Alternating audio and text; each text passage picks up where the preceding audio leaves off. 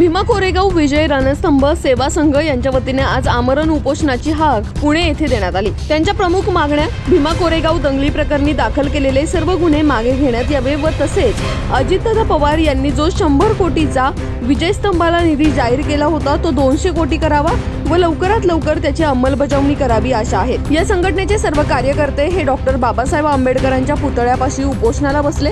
या उपोषणाची सुरुवात डॉक्टर बाबासाहेब आंबेडकरांच्या पुतळ्याला हार घालून आणि अभिवादन करून झाली। सुरुवातीला त्यांनी घोषणा देखील दिल्यात। त्यांच्याशी संवाद साधलाय आमचे प्रतिनिधी शिवम देवकर यांनी। पाहूयात।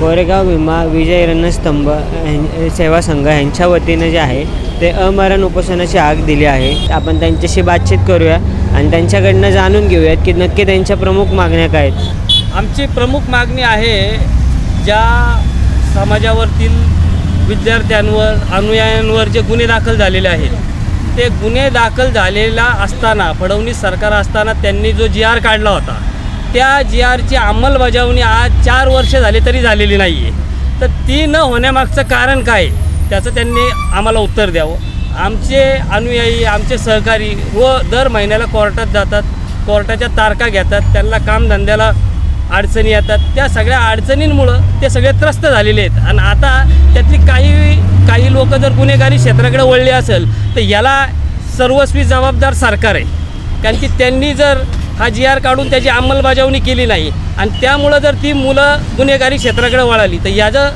याचं सर्व श्रेय सरकारला घ्यावं लागेल। आणि जर अशा पद्धतीचे गुन्हे जर ते मागे घेत नसेल तर त्यांनी उगाच 100 कोटी देतो 200 कोटी देतो अशा खोटी आश्वासनं जाहीर करायची। 1 जानेवारीला भीमा कोरेगावला यायचं, ताफ्यात यायचं, आमच्या जनसमुदायासमोर आश्वासनं द्यायची, ती आश्वासनं पूर्ण करायची नाही। अशा सरकारचं काय करायचं। आमच्या प्रमुख मागण्या ह्याच आहेत की बाबा तुम्ही त्या GRची अंमलबजावणी करा, त्या सगळ्यांना त्यातून मुक्त करा आणि जे तुम्ही आश्वासन दिलं आहे भीमा कोरेगावसाठी 100 कोटीचं अजितदादांनी आणि धनंजय मुंडे साहेबांनी तर त्यांनी ते पूर्ण करावं एवढीच मागणी आहे। मग धनंजय मुंडे साहेब आणि अजित पवार यांना तुम्ही जाऊन भेटलेत का? आम्ही निरोप पाठवला। ऐका, आम्ही आता वेळोवेळी निरोप पाठवला आहे। 4 वर्षापासून चाललेलं आहे। 4 वर्षापासून आमची लोक दरवेळेस एक नवीन सरकार येतं, दरवेळेस भेटतात, दरवेळेस नवीन कुणाला भेटायचं। आम्ही जवळजवळ सगळ्यांशी आमची चर्चा झालेली आहे, सगळ्यांना पत्रव्यवहार झालेले आहे। जिल्हाधिकाऱ्यांकडे दरवर्षी ते आम्हाला आश्वासन देतात जिल्हाधिकारी। आजपर्यंत त्यांनी काही एकही आश्वासन पूर्ण करून घेतलेलं नाही आहे। आता आम्ही काय त्यांच्या दारात जाऊन नाही बसू शकत ना।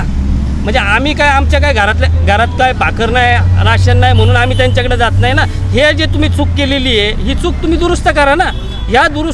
ही चूक दुरुस्त करण्यासाठी आमची मागणी आहे। त्यासाठी आम्ही किती वेळा त्यांच्याशी पत्रव्यवहार करायचे। ताई, तू देखील आमरण उपोषणाला पाठिंबा द्यायला इथं आलेली आहेस, तू काय सांगशील? सर्व बौद्धानुयांना सर्वांना माझा मानाचा सन्मानाचा क्रांतिकारी जय भीम। 1 जानेवारी 2018ची खरं तर ही दंगल नव्हती, तो जातीवाद्यांनी केलेला हल्ला होता। हल्ला याच्यासाठी म्हणेल कारण कट कारस्थान करून आम्हा भीमानुयावरती त्यांनी हजारोच्या मॉपने येऊन आमच्यावरती दगडफेक केली होती। त्या दगडफेकीनंतर दुसऱ्या दिवशी 2 जानेवारी 2018 रोजी पूर्ण भारतभर याचे पडसाद उमटले होते। त्यावेळेस इथल्या महाराष्ट्र सरकारने भीमानुयावर त्यांचे आयुष्य उद्ध्वस्त करणारे गुन्हे त्यांच्यावर दाखल केले। खरंच तर मला आजपर्यंत 4 वर्षामध्ये मी पण त्यामध्ये ज्यावेळेस पिंपरीमधला जो पहिला गुन्हा दाखल झाला त्याच्यामधली मी पण स्वतः एक साक्षीदार आहे, त्याच्यातली फिर्यादी देखील आहे मी। त्याच्यानंतरनी आम्हाला असं वाटत होतं की फक्त हे राजकीय गुन्हे असतील, पण ज्यावेळेस आता मी पूर्ण महाराष्ट्रामध्ये जातोय, आम्ही गेली 4-5 महिने या गोष्टीचा फॉलोअप घेतोय। 26 ऑक्टोबर 2018 रोजी या महाराष्ट्र सरकारने, त्यावेळेस भाजप सरकार होतं, त्यावेळेस त्यांनी एक GR काढला की GRच्या अनुषंगाने फक्त 302 सारखे कलम वगळतात सगळे गुन्हे मागे घेतले जाईल असं आम्हाला आश्वासन दिलं होतं व तो GR निघाला व त्याच्यानंतर त्याची अंमलबजावणी झाली नाही। पण गेली 4 महिने ज्यावेळेस आम्ही महाराष्ट्रात फिरतोय असं दिसून येत आहे की मुलांवर 2 जानेवारी 2018 रोजी 354 सारखे देखील प्रशासनाने गुन्हे लाजिरवाणे लज्जास्पद गुन्हे सुद्धा दाखल केलेले आहेत। कितीतरी मुलांचं उद्ध्वस्त आयुष्य झालेलं आहे। कितीतरी मुलं माझे बांधव असे आहेत की PhD झालेले आहेत, तर इंजिनिअरिंग करतायत, कोण कॉलेजमध्ये जात आहे, कुणाला जॉबसाठी त्यांना ज्यावेळेस पोलीस व्हेरिफिकेशन लागतं तर त्यांना ह्या सगळ्या गोष्टीचा सामना करावा लागतोय।